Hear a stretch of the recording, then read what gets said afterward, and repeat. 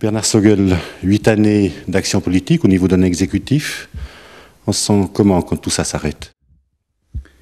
D'abord enrichi par de nombreux contacts, par des projets qui ont abouti ou qui n'ont pas abouti, mais de toute manière c'est enrichissant. Et puis quand même un peu saturé de politique et un peu fatigué parce que ça a été 8 ans d'intensité, surtout les 4 dernières années avec les problèmes financiers que le canton de Neuchâtel a rencontrés. Vous avez connu des réussites, vous avez connu des échecs aussi. Est-ce qu'on nourrit des regrets quand des dossiers qu'on propose ne passent pas soit la rampe du législatif, soit celle du peuple? Oui, évidemment qu'il y a des regrets, mais il ne faut pas s'attarder là-dessus. Il y a eu beaucoup plus de réussites que d'échecs. La plupart des projets que le département de l'économie a présentés ont été acceptés, parfois avec plus ou moins de difficultés. Mais c'est la vie, hein. Dans la vie réelle, on a aussi des réussites et on a aussi des échecs, donc on ne peut pas tout réussir, personne n'est infaillible, et c'est normal. On sent quand même une certaine philosophie au terme de ces 8 ans dans votre discours, si vous me permettez le jugement. Une certaine philosophie, j'espère bien. J'espère qu'il y en avait aussi dans mes discours lorsque j'étais candidat au Conseil d'État. Je crois qu'on doit avoir un certain recul quand on prend des décisions et pas le prendre uniquement en fonction des intérêts financiers ou des intérêts personnels ou des intérêts partisans. On travaille d'abord pour la population et le reste passe après.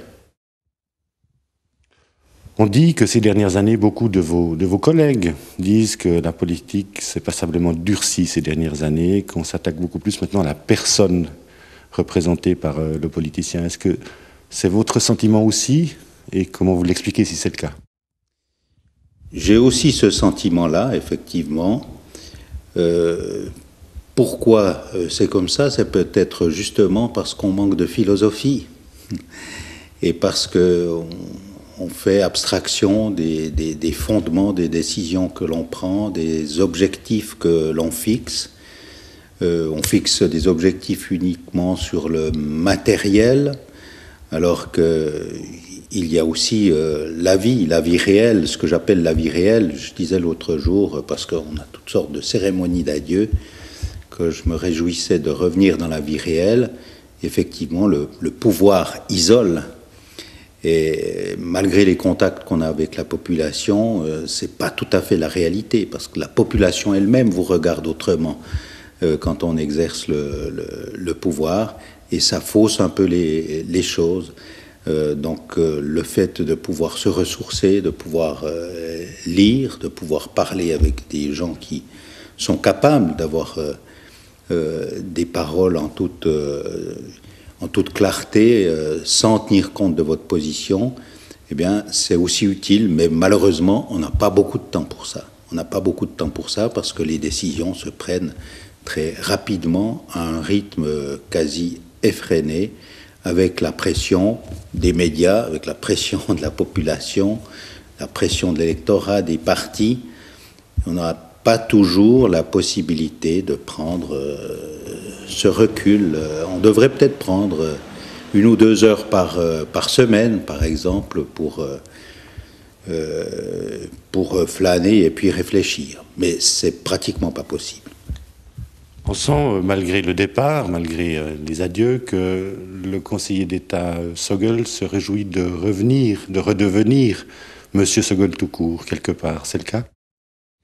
Oui, c'est le cas parce que je m'intéresse à beaucoup de choses en dehors de la politique.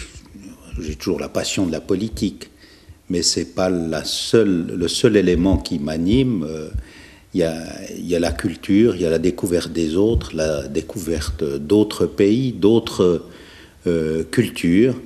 Et puis, il y a la vie de proximité, la vie du quartier, du village, qui m'ont toujours intéressé. Mais je connais plus ces vies-là depuis 8 ans. Vous partez au moment où une crise presque sans précédent s'annonce pour le canton. Vous étiez le patron de l'économie. Vous l'êtes encore jusqu'à lundi prochain, en tout cas. Est-ce que le canton est outillé pour faire face à ce qui l'attend? Il est mieux outillé que par le passé parce qu'on a beaucoup réformé ces dernières années, que ce soit dans le domaine de l'emploi, dans le domaine de la promotion économique, qui est complètement revu. Ça, c'est les outils, les atouts, c'est le savoir-faire de la population et des entreprises aussi.